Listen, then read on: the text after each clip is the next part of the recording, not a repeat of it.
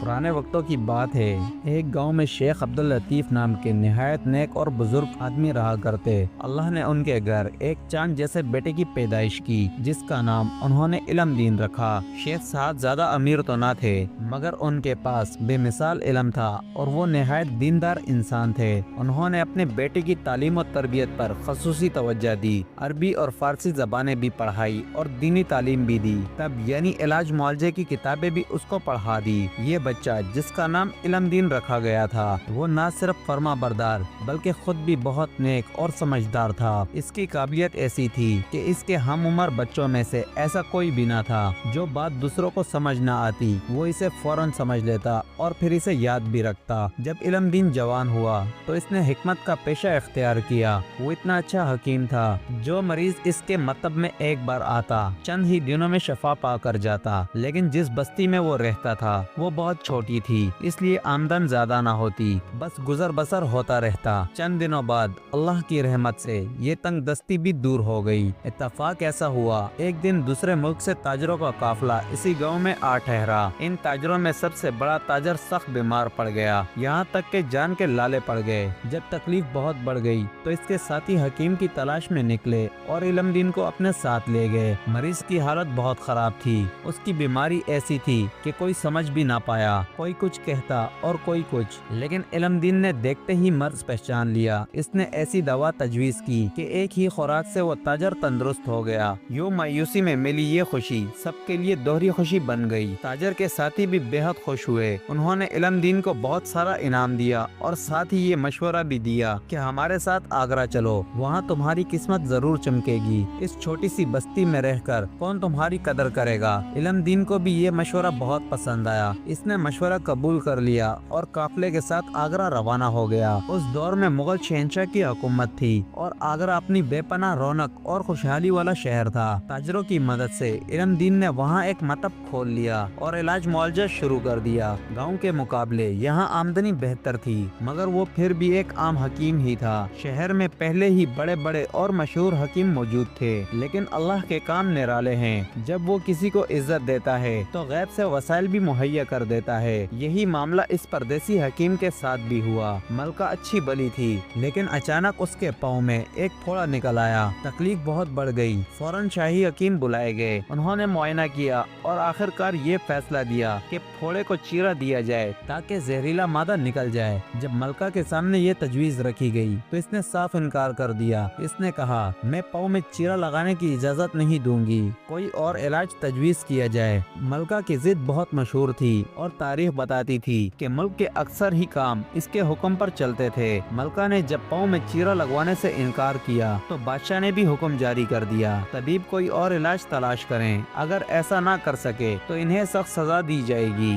یہ حکم سنتے ہی تمام حکیم و شاہی طبیب سخت پریشان ہو گئے کیونکہ ملکہ کے پاؤں میں جو پھوڑا نکلا تھا اس کا آخری علاج یہی تھا کہ اس میں چیرا لگا کر زہریلا مادہ نکالا جائے۔ اسی پریشانی کے عالم میں کسی حکیم کو علم دین کا خیال آیا جس کی شہرت دن بدن بڑھ رہی تھی۔ ڈرتے ہوئے اس نے بادشاہ سے کہا پردیس سے آئے اس نئے حکیم سے بھی مشورہ کر لیا جائے۔ بادشاہ نے فوراً اس کی بات مان لی اور علم دین کو محل میں بلا لیا۔ علم دین نے ملکہ کا پاؤں دیکھا اور اطمینان سے کہا اگر ملکہ صاحبہ میری بات پر عمل کریں تو انشاءاللہ بہت جلد تندرست ہو جائیں گی۔ اندھے کو کیا چاہیے؟ 2 آنکھیں۔ ملکہ نے فوراً اس کی بات قبول کر لی اور کہا جو بھی تم کہو گے میں اس پر عمل کروں گی۔ علم دین نے حکم دیا محل کے صحن میں اتنی ریت بچھا دی جائے کہ ایک آدمی کا پاؤں اس میں دھنس جائے۔ فوراً ایسا کر دیا گیا لیکن سب حیران تھے ایسے نازک مریض کے لیے یہ کیسا علاج ہے۔ شاہی طبیب آپس میں باتیں کرنے لگے یہ حکیم سب کا وقت برباد کر رہا ہے، ملکہ کو چاہیے کہ وہ ہماری بات مان لیں۔ مگر علم دین ان کی مخالفت کی پرواہ کیے بغیر اپنے کام میں لگ گیا۔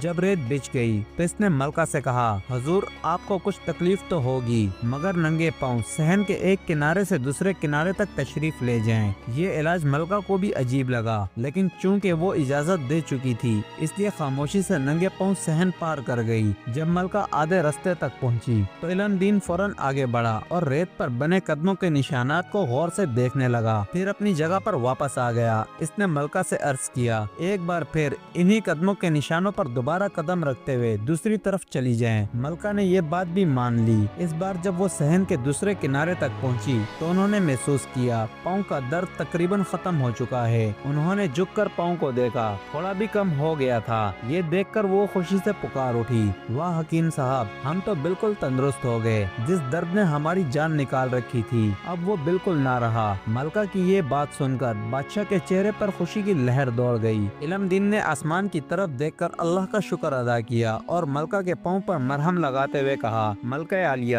یہ شفا میری وجہ سے نہیں، اللہ کے فضل سے ہے۔ انشاءاللہ 2-3 دن تک آپ بالکل چلنے پھرنے کے قابل ہو جائیں گی اور آئندہ کبھی یہ تکلیف آپ کو دوبارہ نہ ہوگی۔ بادشاہ قریب ہی کھڑا یہ سب دیکھ رہا تھا۔ ملکہ کو خوش اور مطمئن دیکھ کر اس نے فوراً حکم دیا اسی وقت علم دین کو 1,00,000 اشرفیاں بطور انعام دی جائیں، اور پھر کہا، ہم اس بات سے خوش ہیں کہ اس نے پلک جھپکتے ہی ملکہ کو اس تکلیف سے نجات دے دی جس کے لیے شاہی طبیب صرف پاؤں کو زخمی کرنے کا طریقہ ہی بتا سکے تھے۔ بادشاہ کی بات کے بعد ملکہ نے کہا، جس کمال سے حکیم صاحب نے ہماری تکلیف کو دور کیا، میں بھی انہیں انعام دوں گی۔ یہ کہہ کر ملکہ نے سونے کے زیورات جن میں جواہرات جڑے ہوئے تھے وہ بھی علم دین کو دے دیے۔ یوں بادشاہ کی دی ہوئی 1,00,000 اشرفیاں اور یہ بے شمار زیورات مل کر اچھا خاصا انعام بن گیا، اور اس انعام کے بعد بادشاہ نے اس غریب گھرانے سے تعلق رکھنے والے اس حکیم پر ایک بڑی مہربانی کی کہ اسے اپنے حکیموں میں سب سے اعلیٰ منصب پر فائز کر دیا۔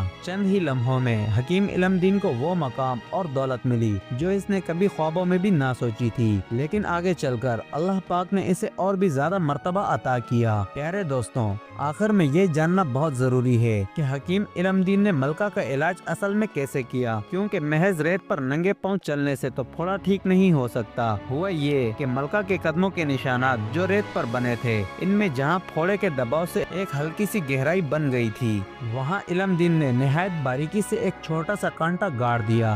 جب ملکہ انہی نشانات پر دوبارہ قدم رکھتی ہوئی آگے بڑھی تو وہ کانٹا اس پھوڑے میں چپ گیا اور اندر جمع تمام زہریلا مواد باہر نکل گیا، وہی مواد جس نے ملکہ کو اذیت میں مبتلا کر رکھا تھا۔ یوں حکیم علم دین نے بھی وہی علاج کیا جو دوسرے طبیب بتا رہے تھے، لیکن طریقہ ایسے حکمت و دانائی سے اختیار کیا جو اللہ کی خاص مہربانی سے اس کے ذہن میں آیا۔ یہ بات سچ ہے، عقل کی حقیقی روشنی انسان کو اللہ کی مہربانی سے ہی ملتی ہے۔ یہ روشنی انہی لوگوں کو ملتی ہے جو سچے اور نیک راستے پر ثابت قدم رہنے کا عزم کر لیں، اور اسی روشنی کا نام ایمان کی روشنی ہے۔ دوستو، امید کرتا ہوں آپ کو آج کی یہ سٹوری پسند آئی ہوگی۔ اگر آپ کو یہ سٹوری پسند آئی ہو تو ہمارے چینل مورل سٹوری کو سبسکرائب کریں، لائک کریں، شیئر کریں اور بیل آئیکن دبانا نہ بھولیں تاکہ اس طرح کے مزید دلچسپ اور پرانے قصے آپ تک جلد از جلد پہنچتے رہیں۔